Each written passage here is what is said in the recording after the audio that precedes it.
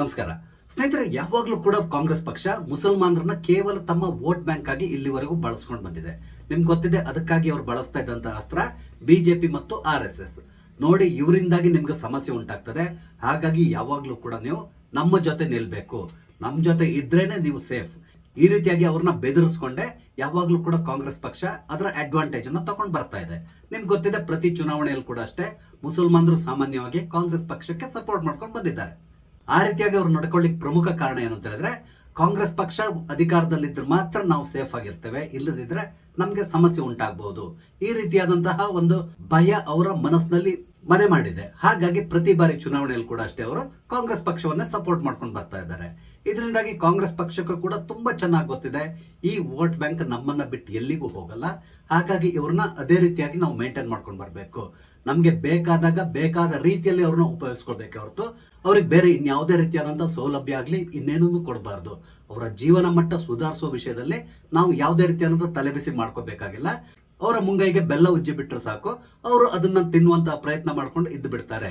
ಈ ರೀತಿಯಾಗಿ ಯೋಚನೆ ಮಾಡಿಕೊಂಡು ಇಲ್ಲಿವರೆಗೂ ಕೂಡ ಕಾಂಗ್ರೆಸ್ ಪಕ್ಷ ಕಾಲ ಕಳೆದಿದೆ. ಆದ್ರೆ ಈಗ ದಾವಣಗೆರೆ ಚುನಾವಣೆ ಸಂದರ್ಭದಲ್ಲಿ ಕಾಂಗ್ರೆಸ್ ಪಕ್ಷಕ್ಕೆ ಮುಸಲ್ಮಾನ್ ಸಮುದಾಯ ಕೈ ಕೊಡುವಂತಹ ಎಲ್ಲಾ ಸಾಧ್ಯತೆಗಳು ಕಾಣಿಸ್ತಾ ಇದೆ.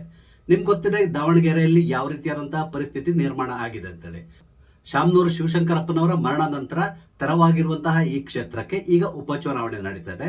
ಈ ಉಪಚುನಾವಣೆಯಲ್ಲಿ ಪುನಃ ಶಾಮನೂರು ಶಿವಶಂಕರಪ್ಪನವರ ಮೊಮ್ಮಗನಿಗೆ ಟಿಕೆಟ್ ಕೊಡೋ ಮುಖಾಂತರ ಇಲ್ಲಿ ಕಾಂಗ್ರೆಸ್ ಪಕ್ಷ ಈ ಕುಟುಂಬ ರಾಜಕೀಯಕ್ಕೆ ಮಣೆ ಹಾಕಿದೆ. ಈಗ ಅಲ್ಲಿಯ ಮುಸಲ್ಮಾನ್ ಸಮುದಾಯ ಕಾಂಗ್ರೆಸ್ ವಿರುದ್ಧ ತಿರುಗಿ ಬಿದ್ದಿದೆ. ಇಲ್ಲಿ ಮುಸಲ್ಮಾನ್ ಸಮುದಾಯ ಹೇಳೋದೇನು ಅಂತ ಹೇಳಿದ್ರೆ, ಶಾಮನೂರು ಶಿವಶಂಕರಪ್ಪನವರು ನಮ್ಗೆ ಈ ಹಿಂದಿನ ಚುನಾವಣೆ ಸಂದರ್ಭದಲ್ಲಿ ಒಂದು ಮಾತನ್ನ ಕೊಟ್ಟಿದ್ರು. ಮುಂದಿನ ಚುನಾವಣೆಯಲ್ಲಿ ದಾವಣಗೆರೆ ದಕ್ಷಿಣ ಕ್ಷೇತ್ರದಿಂದ ನಿಮ್ಮ ಸಮುದಾಯದವರಿಗೆ ನಾವು ಟಿಕೆಟ್ ಕೊಡಿಸ್ತೇವೆ, ನಾನು ರಾಜಕೀಯ ನಿವೃತ್ತಿಯನ್ನ ಪಡ್ಕೊಳ್ತೇವೆ. ಈ ರೀತಿಯಾಗಿ ಅವರು ನಮ್ಗೆ ಮಾತು ಕೊಟ್ಟಿದ್ದಾರೆ. ಆ ಮಾತಿನ ಪ್ರಕಾರ ಈ ಚುನಾವಣೆಯಲ್ಲಿ ನಮ್ಗೆ ಚಾನ್ಸ್ ಕೊಡ್ಬೇಕು. ಈ ರೀತಿಯಾಗಿ ಮುಸ್ಲಿಂ ಸಮುದಾಯ ಕಾಂಗ್ರೆಸ್ ಪಕ್ಷವನ್ನು ಒತ್ತಾಯಿಸ್ತಾ ಇದೆ. ಆದ್ರೆ ಕಾಂಗ್ರೆಸ್ ಪಕ್ಷ ಇಲ್ಲಿ SS ಮಲ್ಲಿಕಾರ್ಜುನ್ ಅವರ ಮಗನಿಗೆ ಟಿಕೆಟ್ ಕೊಟ್ಟಿದೆ. ನಿಮ್ಗೆ ಗೊತ್ತಿದೆ, SS ಮಲ್ಲಿಕಾರ್ಜುನ್ ಅವರು ಸದ್ಯಕ್ಕೆ ಸಚಿವರಾಗಿ ಕೆಲಸ ಮಾಡ್ತಾ ಇದ್ದಾರೆ. ಹಾಗೆ ಅವರ ಪತ್ನಿ MP ಆಗಿದ್ದಾರೆ. ಈಗ ಅವರ ಮಗನಿಗೆ MLA ಟಿಕೆಟ್ ಅನ್ನು ಕೊಡುವ ಮುಖಾಂತರ ದಾವಣಗೆರೆಯಲ್ಲಿ ಕುಟುಂಬ ರಾಜಕಾರಣವನ್ನು ಮುಂದುವರ್ಸ್ಕೊಂಡು ಹೋಗುವಂತಹ ಪ್ರಯತ್ನಕ್ಕೆ ಕಾಂಗ್ರೆಸ್ ಪಕ್ಷ ಕೈ ಹಾಕಿದೆ. ಈಗ ಇದರ ವಿರುದ್ಧ ಮುಸಲ್ಮಾನ್ ಸಮುದಾಯ ಸಿಡಿದೆದ್ದಿದೆ.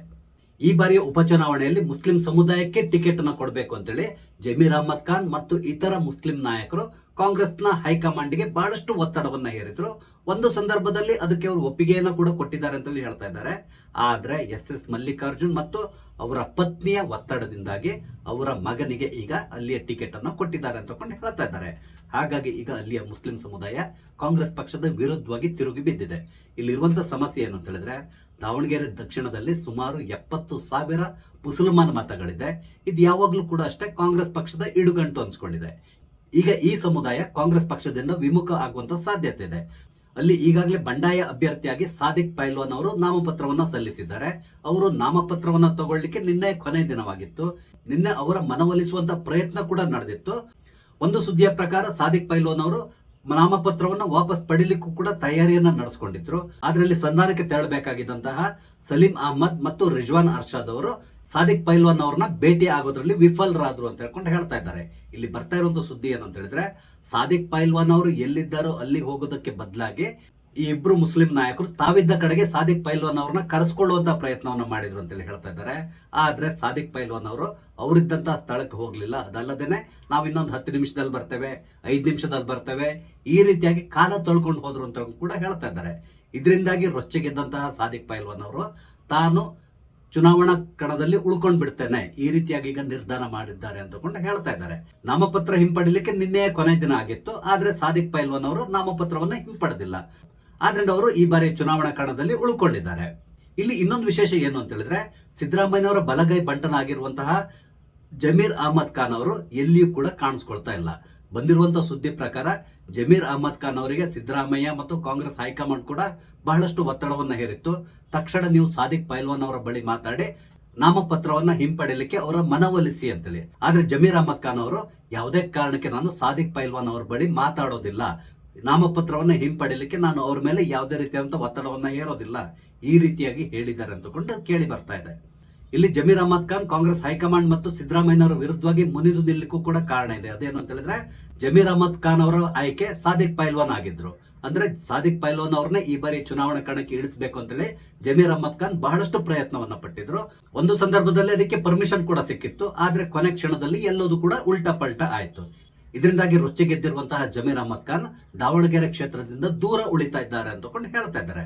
ಅಂದ್ರೆ ಆ ಮೂಲಕ ಇಲ್ಲಿ ಏನು ಬಂಡಾಯ ನಡೀತಾ ಇದೆ, ಆ ಬಂಡಾಯಕ್ಕೆ ಜಮೀರ್ ಅಹ್ಮದ್ ಖಾನ್ ಅವರು ಸಪೋರ್ಟ್ ಆಗಿ ನಿಲ್ಲುವಂತ ಸಾಧ್ಯತೆಗಳು ಕಾಣಿಸ್ತಾ ಇದೆ. ದಾವಣಗೆರೆಯಲ್ಲಿ ಇಷ್ಟೆಲ್ಲ ಸಮಸ್ಯೆ ಇರೋ ಸಂದರ್ಭದಲ್ಲಿ ಕೂಡ ಜಮೀರ್ ಅಹ್ಮದ್ ಖಾನ್ ಅವರು ದಾವಣಗೆರೆ ಕಾಲಿಡ್ಲಿಲ್ಲ. ಅದಕ್ಕೆ ಬದಲಾಗಿ ಸದನ ನಡೀತಾ ಇದೆ, ಹಾಗಾಗಿ ನಾನು ಎಲ್ಲಿ ಕಲಾಪದಲ್ಲಿ ಭಾಗಿಯಾಗಬೇಕು, ಆದ್ರಿಂದ ನಾನು ಎಲ್ಲಿಗೂ ಹೋಗೋದಿಲ್ಲ ಅಂತೇಳಿ ಪಟ್ಟು ಹಿಡಿದು ಕೂತ್ಕೊಂಡ್ರು. ಸದನ ಮುಗಿದ ತಕ್ಷಣ ಅವರು ಈಗ ಕೇರಳಕ್ಕೆ ಪ್ರಯಾಣ ಬೆಳೆಸಿದ್ದಾರೆ ಅಂತಕೊಂಡು ಹೇಳ್ತಾ ಇದ್ದಾರೆ.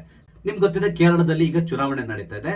ಅಲ್ಲಿರುವಂತಹ ಮುಸ್ಲಿಂ ಸಮುದಾಯದವರ ಮನವೊಲಿಸ್ಲಿಕ್ಕಾಗಿ ಜಮೀರ್ ಅಹ್ಮದ್ ಖಾನ್ ಅವ್ರನ್ನ ಈಗ ಕೇರಳಕ್ಕೆ ಕಳಿಸಿದ್ದಾರೆ ಅಂತಕೊಂಡು ಹೇಳ್ತಾ ಇದ್ದಾರೆ. ಆ ಮೂಲಕ ಜಮೀರ್ ಅಹ್ಮದ್ ಖಾನ್ ಅವರು ದಾವಣಗೆರೆ ಚುನಾವಣೆಯಿಂದ ಸಂಪೂರ್ಣವಾಗಿ ದೂರ ಉಳಿಯುವಂತ ಸಾಧ್ಯತೆ ಇದೆ. ಇದರಿಂದಾಗಿ ಖಂಡಿತವಾಗಿ ಕಾಂಗ್ರೆಸ್ ಪಕ್ಷಕ್ಕೆ ಈ ಚುನಾವಣೆಯಲ್ಲಿ ಬಲವಾದ ಏಟಂತೂ ಬಿದ್ದೇ ಬೀಳ್ತದೆ. ಇಲ್ಲಿ ಕಾಂಗ್ರೆಸ್ ಪಕ್ಷವೇ ಜಯ ಗಳಿಸಬಹುದು, ಆದ್ರೆ ಅದಕ್ಕಾಗಿ ಅವರು ಬಹಳಷ್ಟು ಹೆಣಗಾಡಬೇಕಾದಂತಹ ಪರಿಸ್ಥಿತಿ ನಿರ್ಮಾಣ ಆಗ್ತದೆ. ನಿಮ್ಗೆ ಗೊತ್ತಿದೆ, ದಾವಣಗೆರೆಯಲ್ಲಿ ಶಾಮನೂರು ಫ್ಯಾಮಿಲಿ ಅವ್ರನ್ನ ಸೋಲಿಸೋದು ಅಷ್ಟು ಸುಲಭವಲ್ಲ. ಹಣ ಬಲ, ತೋಳ್ಬಲ ಎಲ್ಲದೂ ಕೂಡ ಅವರ ಬಳಿ ಇದೆ. ಹಾಗಾಗಿ ಅಲ್ಲಿ ಅವರಿಗೆ ಅಂತಹ ಯಾವುದೇ ಸಮಸ್ಯೆ ಇಲ್ಲ. ಆದ್ರೆ ಈ ಮುಸ್ಲಿಂ ಸಮುದಾಯ ಅನ್ನೋದು ಈಗ ಕಾಂಗ್ರೆಸ್ ಪಕ್ಷದ ವಿರುದ್ಧವಾಗಿ ತಿರುಗಿ ಬಿದ್ದಿದೆ.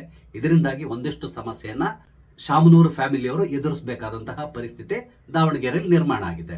ಆದ್ರೆ ಈ ಚುನಾವಣೆಯಲ್ಲಿ ಕಾಂಗ್ರೆಸ್ ಪಕ್ಷ ಮುಸ್ಲಿಂ ಸಮುದಾಯವನ್ನ ಯಾವ ರೀತಿಯಾಗಿ ನಡ್ಸ್ಕೊಳ್ತಾ ಇದೆ ಅನ್ನೋದು ಈಗ ಜಗಜ್ಜಾಹೀರಾಗಿದೆ. ಇದರ ಇಫೆಕ್ಟ್ ಬಾಗಲಕೋಟೆ ಚುನಾವಣೆಯಲ್ಲಿ ಕೂಡ ಆಗ್ತಾ ಇದೆ ಅಂತ ಹೇಳ್ತಾ ಇದ್ದಾರೆ. ಅಲ್ಲಿಯ ಮುಸ್ಲಿಂ ಸಮುದಾಯ ಕೂಡ ಈ ಬಾರಿಯ ಚುನಾವಣೆಯಲ್ಲಿ ಕಾಂಗ್ರೆಸ್ಗೆ ವಿರುದ್ಧವಾಗಿ ನಿಲ್ಲುವಂತ ಸಾಧ್ಯತೆ ಇದೆ ಅಂತ ಹೇಳ್ತಾ ಇದ್ದಾರೆ. ಬಿಜೆಪಿ ಈಗ ಇದನ್ನೇ ಚುನಾವಣಾ ಅಸ್ತ್ರವಾಗಿ ಉಪಯೋಗಿಸ್ಕೊಳ್ತಾ ಇದೆ. ಬಿಜೆಪಿಯವರು ಏನ್ ಪ್ರಚಾರ ಮಾಡ್ತಾ ಇದ್ದಾರೆ ಅಂತ ಹೇಳಿದ್ರೆ, ಮುಸ್ಲಿಂ ಸಮುದಾಯದವರಿಗೆ ಇದೊಂದು ಪಾಠ ನೋಡಿ, ನಿಮ್ಮನ್ನ ಕಾಂಗ್ರೆಸ್ ಪಕ್ಷ ಕೇವಲ ವೋಟ್ ಬ್ಯಾಂಕ್ ಆಗಿ ಉಪಯೋಗಿಸ್ಕೊಳ್ತಾ ಇದೆ ಹೊರತು ನೀವು ಶೈಕ್ಷಣಿಕವಾಗಿ, ರಾಜಕೀಯವಾಗಿ ಅಥವಾ ನಿಮ್ಮ ಜೀವನ ಮಟ್ಟವನ್ನ ಇನ್ನೊಂದು ಲೆವೆಲ್ಗೆ ತಗೊಂಡು ಹೋಗೋ ವಿಷಯದಲ್ಲಿ ಕಾಂಗ್ರೆಸ್ ಪಕ್ಷ ನಿರಾಸಕ್ತಿಯನ್ನು ತೋರ್ತಾ ಇದೆ. ನೀವು ಕೇವಲ ವೋಟ್ ಬ್ಯಾಂಕ್ ಆಗಿ ಇರ್ಲಿಕ್ಕೆ ಲಾಯಕ್ ಅಂತ ತಿಳ್ಕೊಂಡು ಕಾಂಗ್ರೆಸ್ ಪಕ್ಷ ತಿಳ್ಕೊಂಡಿದೆ. ಹಾಗಾಗಿ ನಿಮ್ಗೆ ಇಲ್ಲಿ ಟಿಕೆಟ್ ಅನ್ನು ನಿರಾಕರಿಸಿದೆ. ಹಾಗಾಗಿ ಇನ್ನು ಮುಂದಾದ್ರೂ ನೀವು ಎಚ್ಚೆತ್ತುಕೊಳ್ಳಿ. ಈ ರೀತಿಯಾಗಿ ಈಗ ಬಿಜೆಪಿ ಮುಸ್ಲಿಂ ಸಮುದಾಯದವ್ರನ್ನ ಓಲೈಸಲಿಕ್ಕೆ ಪ್ರಯತ್ನಿಸ್ತಾ ಇದೆ.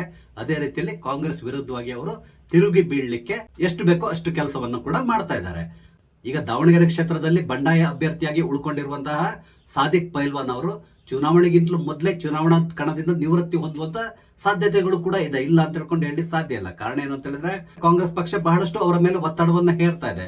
ಹಾಗೇನೆ ಅವರಿಗೆ ಕೆಲವೊಂದು ಆಮಿಷಗಳನ್ನು ಒಡ್ಡುವಂತ ಸಾಧ್ಯತೆಗಳು ಕೂಡ ಇರ್ತದೆ. ಅದೇನಂತ ಹೇಳಿದ್ರೆ, ಮುಂದಿನ ಚುನಾವಣೆಯಲ್ಲಿ ನಾವು ನಿಮ್ಗೆ ಟಿಕೆಟ್ ಕೊಡ್ತೇವೆ, ಈ ರೀತಿಯಾಗಿ ಅವರಿಗೆ ಆಶ್ವಾಸನೆ ಕೊಡುವ ಮುಖಾಂತರ ಅವ್ರನ್ನ ಚುನಾವಣಾ ಕಣದಿಂದ ನಿವೃತ್ತರಾಗುವಂತೆ ನೋಡ್ಕೊಳ್ಳುವಂತ ಸಾಧ್ಯತೆಗಳು ಕೂಡ ಇರ್ತದೆ. ಒಂದ್ ವೇಳೆ ಅವರು ಚುನಾವಣಾ ಕಣದಲ್ಲಿ ಉಳ್ಕೊಂಡ್ರೆ ಕನಿಷ್ಠ ಒಂದು 20-25 ಸಾವಿರ ಮತಗಳನ್ನ ಪಡೆಯುವಂತ ಸಾಧ್ಯತೆ ಇರ್ತದೆ. ಇದರಿಂದಾಗಿ ಖಂಡಿತವಾಗಿ ಕಾಂಗ್ರೆಸ್ ಪಕ್ಷಕ್ಕೆ ಬಲವಾದ ಏಟ್ ಬೀಳುವ ಸಾಧ್ಯತೆಗಳು ಕೂಡ ಇದೆ.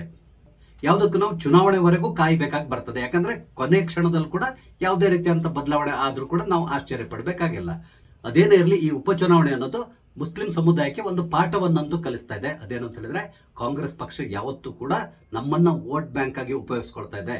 ನಮ್ಮ ಮುಖಾಂತರ ಕಾಂಗ್ರೆಸ್ ಪಕ್ಷ ಲಾಭವನ್ನ ಪಡ್ಕೊಳ್ತಾ ಇದೆಯಾ ಹೊರತು ನಮಗೆ ಯಾವುದೇ ರೀತಿಯಾದಂತಹ ಲಾಭ ಇಲ್ಲ ಅನ್ನೋದು ಈ ಸಮುದಾಯಕ್ಕೆ ಮನವರಿಕೆ ಆಗ್ತಾ ಇರೋ ರೀತಿಯಲ್ಲಿ ಕಾಣಿಸ್ತಾ ಇದೆ. ನೋಡೋಣ ಮುಂದೆ ಏನೆಲ್ಲ ಆಗ್ತದೆ ಅಂತಕೊಂಡು. ಸ್ನೇಹಿತರೆ, ಈ ಎಲ್ಲ ವಿಷಯಗಳ ಬಗ್ಗೆ ನಿಮ್ಗೆ ಏನ್ ಅನಿಸ್ತದೆ? ನಿಮ್ಮ ಅನಿಸಿಕೆಗಳನ್ನ ದಯವಿಟ್ಟು ಕಮೆಂಟ್ ಮುಖಾಂತರ ತಿಳಿಸಿ. ಹಾಗೇನೆ ಇಲ್ಲಿ ನಾನು ಹಂಚ್ಕೊಂಡಂತ ವಿಷಯ ಇಷ್ಟ ಆದ್ರೆ ಲೈಕ್ ಮಾಡಿ, ಶೇರ್ ಮಾಡಿ, ದಯವಿಟ್ಟು ನನ್ನ ಚಾನಲ್ ಸಬ್ಸ್ಕ್ರೈಬ್ ಮಾಡಿ. ನಮಸ್ತೆ, ಜೈ ಹಿಂದ್.